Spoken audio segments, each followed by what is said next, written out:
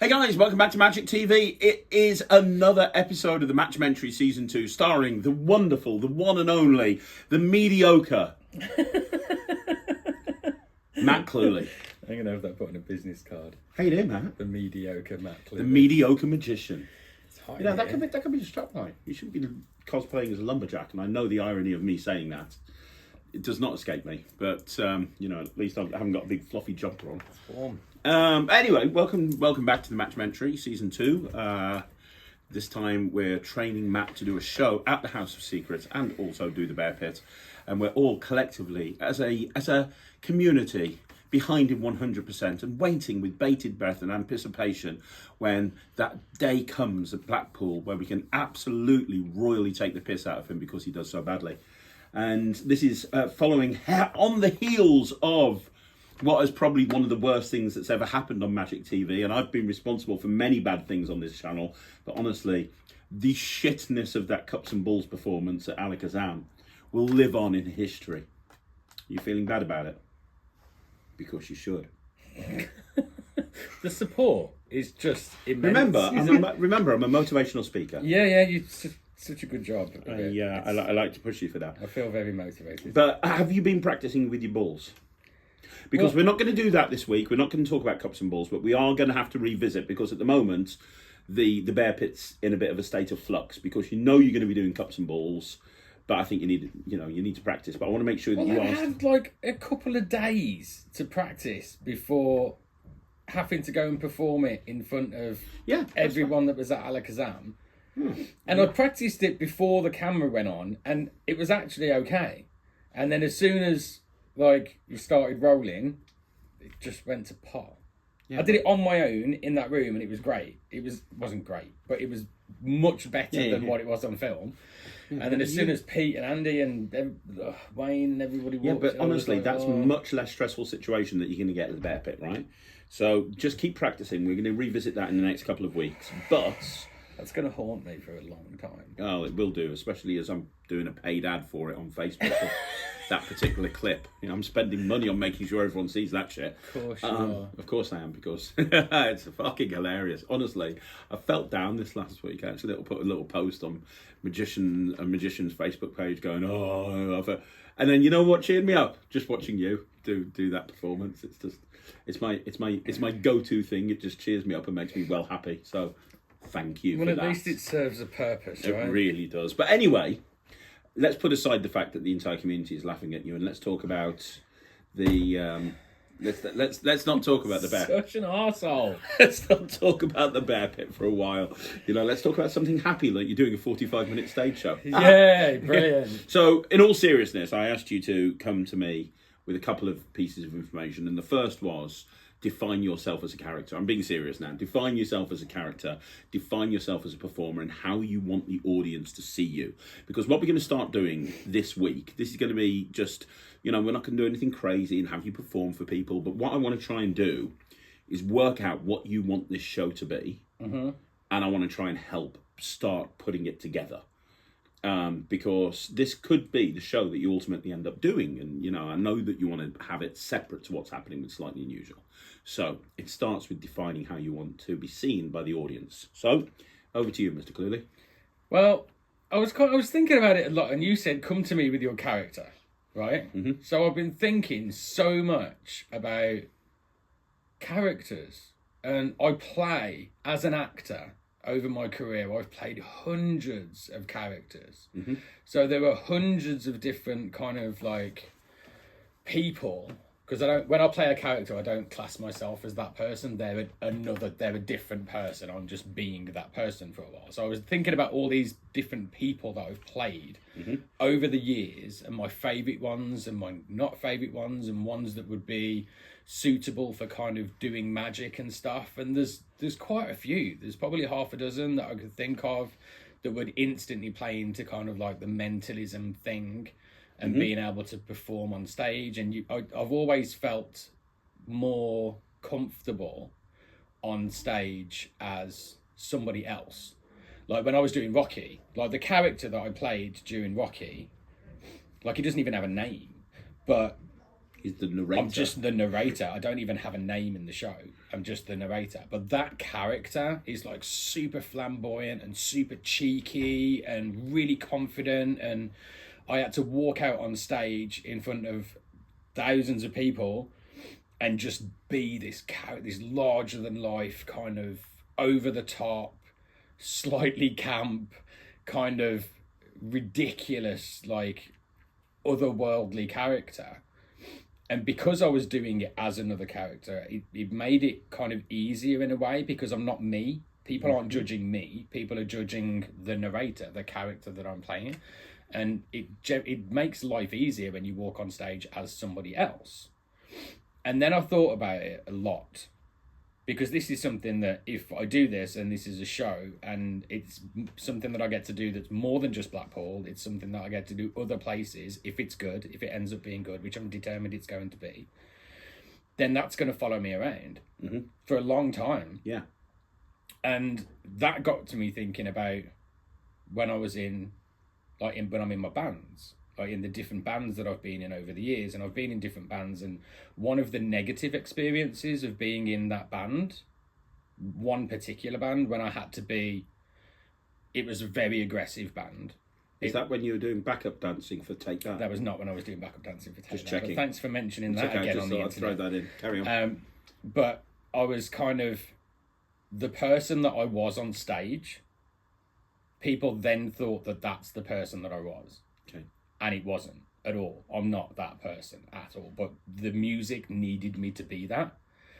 And so I was. And effectively, I was just playing another character. The character just happened to have the same name that I've got. But it wasn't me that was up there. It was a very different person. And Did you channel your inner Aussie and bite a head off a I bat? didn't bite a head off a bat. I'm vegetarian. But it was... Did you lick a bat? I didn't lick a bat either, no. I don't. Did you kiss a bat? I don't believe they're particularly sanitary. Did you do anything with a bat? I didn't do anything with bats at all. Carry on. No, Just checking. not at all. Okay. But there were various different, like, the way that I was, the person that I was, how aggressive I was only that because of the music. But that followed me around for a really long time, and people that met me in person were surprised then that I wasn't like that. But then the people that gravitate towards you are the people that appreciate that kind of behaviour. Mm-hmm. But that wasn't me. Mm-hmm. So that ended up kind of disappointing people. Yeah. That wasn't who I was. Okay. And I don't want to do that with magic. So I think if I'm going to do a show, and as scary as it is, because the scariest thing in the world, for me personally, not being, I know that people are going to go, yeah, but I'm not a particularly confident person. I'm very self-critical. I haven't got a very high self-esteem. So the scariest thing in the world is walking onto stage as yourself. And I've only ever done that a couple of times in my life. One of which was the show that we did last year for the finale of the Matt-umentary. That was one of the scariest things I've ever done in my entire life. Because when I walked onto that stage, I was me. Yeah. And I'd never done that before. Whenever I've walked onto a stage in the past, I've always been somebody else. Yeah. And it wasn't until I walked out, when you said, "Welcome to the stage, Matt Cluley," I was like, holy shit, that's me. I'm not a character. I'm walking out onto this stage and all in front of these hundreds of people as me. Yeah. And my heart just sank instantly. When I walked out, you see it on the video, when I'm walking out, at that point, my heart is going faster than it's ever been in my life. I was terrified because I was me. But then if I want to make a career out of this and I want to do what I do moving forward, with magic and stage and close-up and whatever else, so far with the close-up, I've just been me. Mm-hmm. So I think when you say, what kind of character do you want to be? The answer is I don't want to be one. If I'm going to do this, I want to do it as me. Okay. But you still... I get that, and that's cool, and that's all well and good, and I totally understand your reasoning for that. And I'm not suggesting that you dress yourself up in a dragon suit and start calling yourself... Muff the Magic Dragon. But I get a dog then. What I want to know is how you want the audience to look at you, because that will dictate the routines in which we put together in your show. Mm-hmm. So if you think about it, with me, how did the audience look at me? I would say that the magic is secondary when I'm on stage, not when I'm doing close-up, but when I'm doing stage. Yeah. I would say the magic is secondary.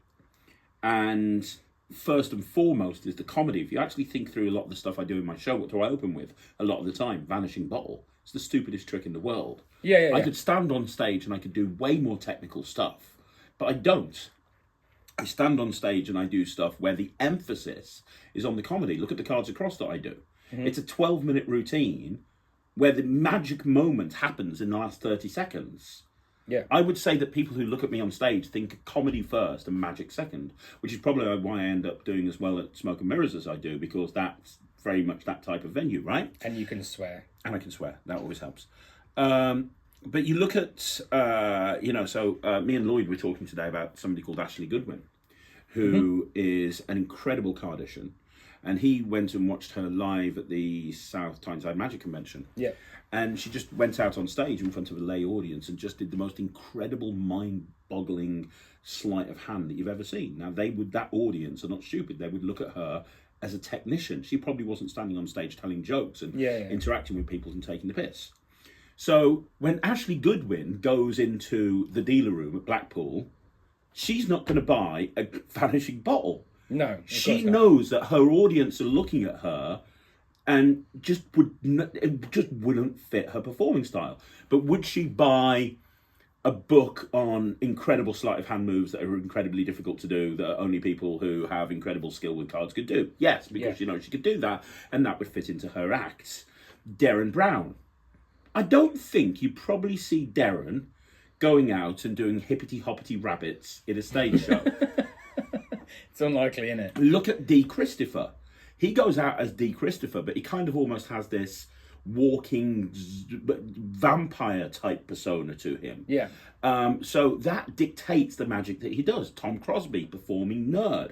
I did an interview with Tom, which you should check out. We talked about characterization, and he says that he walks around a dealer hall these days and he looks at lots of tricks and he's like, oh, that's amazing, wouldn't work. That's amazing, wouldn't work. That's amazing, wouldn't work. Because the stuff that he does is tied into the fact that he's a nerd. Look at Ryland, for example. He does stuff that you would expect a kid to do. That's why he doesn't do card tricks on stage. You don't see him doing card tricks. Would he make a handkerchief come to life and fly out a bottle and around a stage? Absolutely. Would he stand there and do card tricks for half an hour? No. Would he make cards appear out the air? Yes. So you need to know how you want the audience to look at you. So when I'm talking about character, I'm not talking about, are you wanting to be this person or are you wanting to be Matt Cluley? I'm talking about how you want the audience to interpret what you're doing on stage. Okay. So I guess one of the things that I enjoy the most out of, because it's difficult, isn't it? Because I've had very limited experience performing magic on a stage. No, but shut up. Because yes, but you've had a lot of experience watching magic. You're a fan of magic. Before you even, and although you've had very limited, you're around magic than most magicians. Oh, of course, you're in this office, and you know, because of Magic TV and because of Slightly Unusual, you see magic more than most. So, but it's different performing to what you're watching, isn't it? Yes, what but you you know what you enjoy watching. But ultimately, the reason I do comedy magic on stage is that's what I enjoy. So what I enjoy doing the most from what we've done so far. The things that I enjoy doing the most, which is why we selected the tricks that the routines that I did last year, was because for all of them involved audience participation. Yes, but I disagree, because I don't think you did Ryland's Vanishing Stools. I don't think that fits you as a performer. No, not really. But I enjoyed the fact that I got people up on stage. Yeah, it's a great trick. You got people up on stage, and it's a fantastic illusion. And that moment is like, what the hell? You know, love it. But I don't think my favourite thing to perform in that show was. Let me guess. Go on. The Master Prediction System. Yeah. I loved that. Absolutely loved it. I got to tell a story, and I got to interact with the audience, and I got to do what I do. I wrote myself a little bit of a script. I learnt that script. I performed the script, and at the end of it, something amazing happened. That's perfect for me. I love doing that. That's when we do the Slightly Unusual show and stuff. One of my favourite things to do with that is destination box. I love doing the destination marks. It's so much fun because people haven't got a clue what's going on. We're just being silly. We're interacting with the audience. We're talking to them. No one's got a clue where that's going. All of a sudden, something happens that isn't supposed to happen, and the whole thing's falling apart. And it's like, oh my God. And I get to act because I have to act like something's going horrendously wrong. And everyone's freaking out, and you can feel the tension in the room. And then all of a sudden, within the space of 20 seconds, we've turned the whole thing around and the whole place is on its feet. Every time. I love that. I love the fact that something's supposed to happen, it doesn't. You get to act like it's not supposed to be, and then all of a sudden you turn it around. And it's that the wave of emotions that you're putting people through. And they're having a great time through the whole thing. Because whether you're getting it right or you're getting it wrong, they're having a good time. Yeah. But it's like, there's like a wave of emotion that you're putting people through, and you're taking them on a roller coaster and you're talking them through it as they're going. And I love that side of it to me so far, which is why I love doing the simplest stuff, doing close up with the Stebbins and the Andre Die. And I know that you take the piss all the time because it's super simple and it's not going to fool magicians, but I get to use the skills that I've got. I get to act and I get to reel these people into this scenario, and they're captivated by it. And so, are you wanting to be seen as a magician or a mentalist? I think mentalist. I think mentalist suits my skills better, my existing skills. And you're looking to kind of be perceived as like a Darren Brown style of person. Because the thing is, there's two types of mentalism. If we're being honest with ourselves, if we're absolutely being honest. Okay. There's two different ways to present mentalism. Now, each way can be deviated in 1,000 different directions. But in reality, there's two ways that you can really perform mentalism. The first is, this shit is real, I'm going to read your mind. And the second is, this is not real, I'm influencing you, I'm using NLP, I'm using this, I'm using that, I'm using the other, but I'm going to make you think it's real, even though it's not. Yeah, realistically, those are the only two approaches. Yeah, that one. Otherwise known as the Darren Brown method and the Max Maven method. Like, there's literally... I mean, I'm making that up on the spot. If we're putting every mentalist into two categories and they're either in Team Darren or Team Max... I think that's... I mean, I'm not a mentalist, but as far as I can see... It's a good analogy. I would say that there's two camps. Now, once you're within that camp, there's a million different directions that you can go to a lesser or greater extent.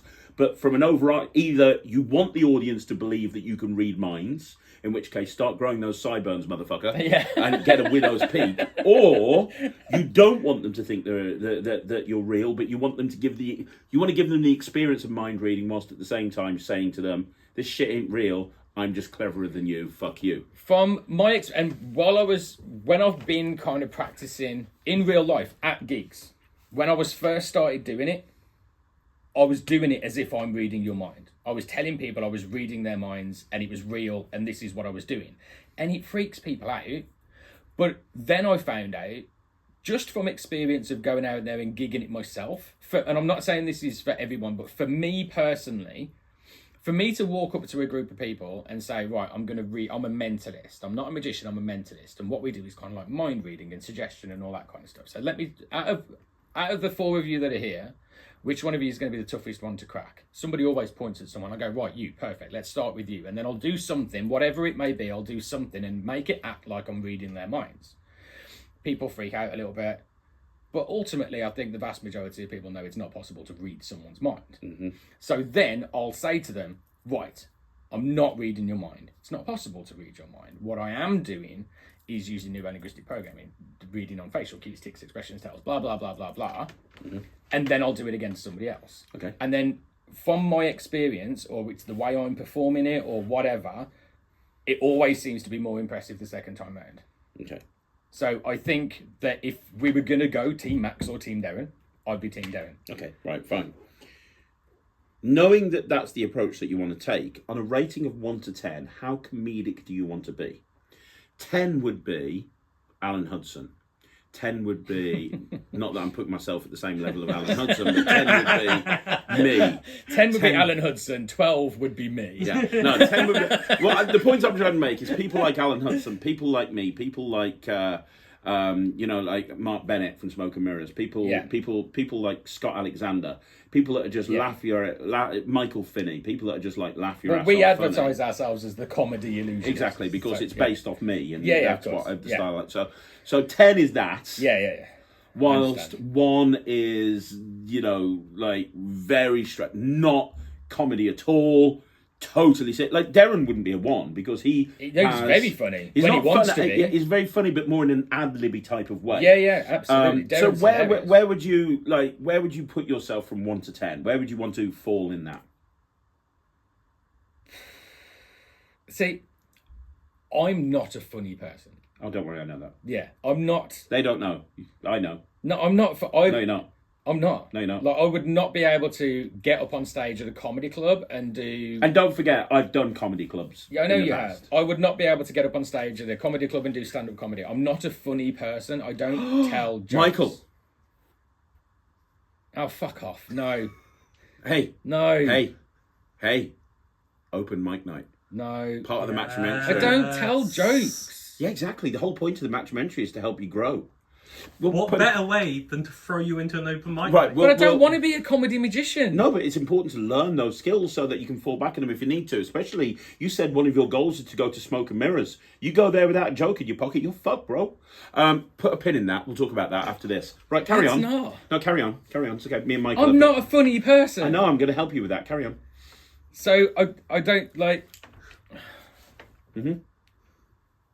Sorry, I'm getting distracted speaking to Michael. Yes.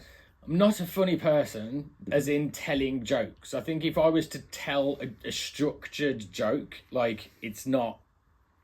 I've done it in theatre shows and stuff, but it's more... What I do better is kind of like... I don't want to... Like, I'm not quick, but I've got good timing, I think. So, and I've had a lot of experience with interacting with audiences. Rocky was a massive thing for that because there was a lot of people shouting stuff out and you have to pick things off really quickly and just shoot them down, and you always have to be funnier than they are. So where would you be from a 1 to a 10? I don't want to go up there and tell jokes. Okay. But if it comes I don't tell jokes. Yeah. Not many comedy magicians tell jokes. Yeah, but if it comes to being quick with responses, 90% of the time I'm okay with that, but I don't want to be a comedy magician. I think, yeah, so I'm as far as wanting comedy in the show, I'd probably go for like a 4 or a 5. Okay. But so it's like, it's entertaining and it's humorous and I get people laughing at certain things and I can say certain things throughout the show that are going to make people laugh, but it's not a comedy show. It doesn't take away from the impact. Yeah. Okay, right, cool. Yeah, it doesn't take away from the impact. Yes, that. Let's go with that. Cool. Okay. So that helps. So have you got any tricks in mind? Yeah, a few actually. Okay, go for it. So I really like the idea of doing 100 Monkeys. Okay. I want to get my hands on that. I need to find where selling it. I'm organising something for you. Are you really? Yeah. Nice. Yeah, I really want to try that because I think that would play into my wheelhouse massively. Couple of the things that Mark Paul did on that download, the Anywhere Act, I'm working on a couple of things to do with, but I want to use what he's done, but do it in a different way. Okay. And so I've got this idea. Okay, go on, tell me about the idea. I was talking to Rich Relish about this the other night. We were having a bit of a chat about it. Because Rich is obviously an incredible mentalist. He is indeed. And he does stage stuff. Yes, he does. So I was talking to Rich about it, and he very kindly gave me some stuff that I could get printed out, which would look more professional and stuff. But there's one of the things that Mark does that I could elongate throughout the entire show. And what got me thinking about it, I've been watching a lot recently of various different mentalists and stuff and whatever's online and whatever. And I've watched like every stage show Darren's ever done anyway before all of this. Even before I picked up a deck of cards, I'd seen everything Darren's ever done. He's like a hero of mine. He's amazing. But there's always that thing with the great mentalists, the really good ones that put on a great show, where they'll get to the end and they'll go, "Thank you very much. Hope you had a great night. We'll see you soon." The audience starts clapping and then they go, "Oh, no, wait. Remember that?" Do you know what I mean? There's always that kind of, "Oh no, I've forgotten something," blah, blah, blah, blah. And then something that incredible happens that up until that point, nobody was even paying attention to. But then as soon as you point it out, And they go, "Oh my god!" And the whole world explodes around people's heads. Okay. So there's something that I was talking to Rich about, and I want something like that to happen. And then Rich came to me. He just came out. We were kind of riffing over the course of it. We was probably like about 3 hours, just going over and over different stuff. And I went, "Well, what about this?" And then Well, what's this? Tell me. So there's people are going to be watching the show. Mate, we get thousands of views, and there's probably not going to be everybody that's a black Okay, hole. The whole point right. is, and even if they are watching the show, the whole point of this is to go through the creative process of getting the show ready. Okay, got you. So one of the things that Mark Paul does, it was the numbers one, right? Yeah. So you've got like 3 different sets, or 4 or 5. This algorithm you can work it out. So there's a bunch of different sets of numbers. They have a stack of them each, and they just have to pick one, shuffle them up, and pick one at random, right? Yeah. So the whole show that I want to do is kind of getting people involved in the show and getting people up on stage and picking people out of the audience and asking them questions and whatever else all the way throughout the show. That's what I want to be doing. Make it as fully interactive as possible. Now, I wanted to do something that was like that, but then the way that I wanted to do it would involve kind of like 9 people being on stage. Now, logistically, that's not great. It would take too long. And quite frankly, the stage at the House of Secrets isn't big enough to get 9 people on it. So I said to Rich, well, what about if we did it so that every time I pick on somebody in the audience, without explaining anything, without figuring out what's happened, like without telling anybody anything about it, what if I just say to them, every time I pick somebody in the audience to do something, oh, by the way, can you just come up and pick one of those stacks, shuffle them up, whatever you want, and then just put the number on the wall there, right? And then every person that I interact with throughout the show does that. No one's got any idea why they're doing it. They're just doing it. And it's completely random, and it's at various different stages throughout the show. And then all of a sudden at the end, part of my spiel, which I haven't written yet, part of the script I'm going to write, is going to be something blah, blah, blah, blah, blah. Oh, and by the way, you guys have been coming up and doing this all the way throughout the show. And it was completely random and yada, yada, yada. Yeah. And then we turn around and it's a specific number that, when converted into letters, is something very relevant to the rest of the show. Okay. What do you mean by converted into letters? So like each number, obviously in the alphabet, 1 would be A, 2 would be B, blah, blah, blah, blah, blah. Something like I haven't finalised it yet, but so something like that. I like the thought process behind it, but the problem is if that's going to be at the end of the route, if that's going to be at the end of the act, which is what you're saying it's going to be at the end of the act. That was the idea. So my problem is that kind of kills the tempo a little bit. And what I mean by, and I'm going to give you a solution to this, but let me explain what I mean about killing the tempo. So let's say that you've now got this 7-digit number or 8-digit number or whatever it may be, right? If you turned it round and that's the number that you predicted the number, brilliant. Okay, you predicted the number. That's great. But now if you're going to have to go, okay, now let's convert those to a letter. So it requires a lot of exposition. It's like, right, okay, but here's the thing. When you think about the alphabet, there's 26 letters. Each one of these is going to have a letter. 1 is A, so let's write A. What would 7 be? 7 would be... It's a long process. When this is meant to be the finale, this is meant to be the end of it. What you're doing is you've just got this great prediction. They've done something throughout all of the act. They've come up with this number, and that's a lovely moment. I mean, there's nothing. We'll get to that in a minute. It's a lovely moment, but then I think it slows down with the procedure of having to match each number up to a letter. Do you understand what I'm trying to say? Yeah. So, 2 things on that. One, numbers aren't interesting. People just aren't interested in numbers. So you do want to have that number relevant to something. You do want to have that number mean something. Now, there's... look at Mark James, and there's many people that have done something like this in the past. But I remember seeing it on Mark James' Penguin Act. But it's been done before. You can have a number that's written down in a particular type of way and predict a number. But when you turn it around, written upside down, the number becomes a word. Yeah, that's it. That's what Rich's idea was, and he actually sent me one over and said that would work. And I was like, well, that's not what you said to me. No, That's it's not. Because what you said is fucking shit. I was trying to say it nicely, but that would have really brought the tempo of everything down. Okay. But yeah, Rich said was do that, exactly what you've just said. And like the number was 6 numbers long, and when you turn the numbers upside down, they make a word. Like doing boobies on a calculator or something, you know what I mean? But yeah, so that was, and I was like, my initial idea because I want the show to have a theme to it. So I thought of the theme being like human, like functions, like sight, smell, sound, touch, and having different parts of the show relate to different things about, when I was thinking about the Jake Sankey one when you're blindfolded, and you know what I mean, touching's a really easy one. The smell would be difficult, I would imagine, but sight and hearing, and that would be really easy to kind of work out mentalism routines that kind of revolve around that stuff. And then the word would be senses.